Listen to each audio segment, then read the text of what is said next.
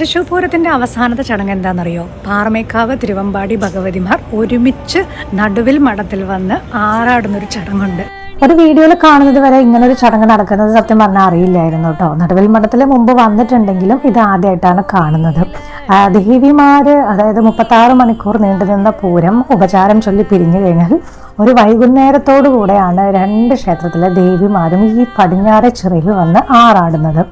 2 ക്ഷേത്രത്തിലെ തന്ത്രിമാരുണ്ടായിരുന്നു. അപ്പോൾ അവരിവിടെ വന്നു, പൂജകളൊക്കെ തുടങ്ങി. ഇത് വളരെ പിൻ ഡ്രോപ്പ് സൈലന്റ് ആണ് കേട്ടോ. 2 ക്ഷേത്രത്തിലെ ഭാരവാഹികളും ഭക്തരും വളരെ ഭയഭക്തി ബഹുമാനത്തോടു കൂടെയാണ് ഈ ഒരു ചടങ്ങ് നോക്കി കാണുന്നത്. അഞ്ഞലിൽ നീരാടിയതിനു ശേഷം പിന്നെ ഇവിടെ വെച്ചൊരു ദീപാരാധന ഉണ്ടായിരുന്നു. അതും കൂടെ കഴിഞ്ഞ് ഭഗവതിമാർ അവരവരുടെ ക്ഷേത്രങ്ങളിലേക്ക് ആനപ്പുറത്ത് തിരിച്ചു പോവാണ്. അതിനും ശേഷമാണ് പിന്നെ കൊടിയേറ്റം നടത്തിയതുപോലെ തന്നെ കൊടിയിറക്കവും വേണമല്ലോ. അതും കഴിഞ്ഞാണ് തൃശ്ശൂർ പൂരത്തിന്റെ പ്രധാന ചടങ്ങുകളെല്ലാം തന്നെ അവസാനിക്കുന്നത്. ഇനി അടുത്ത വർഷത്തേക്കുള്ള കാത്തിരിപ്പാണ്.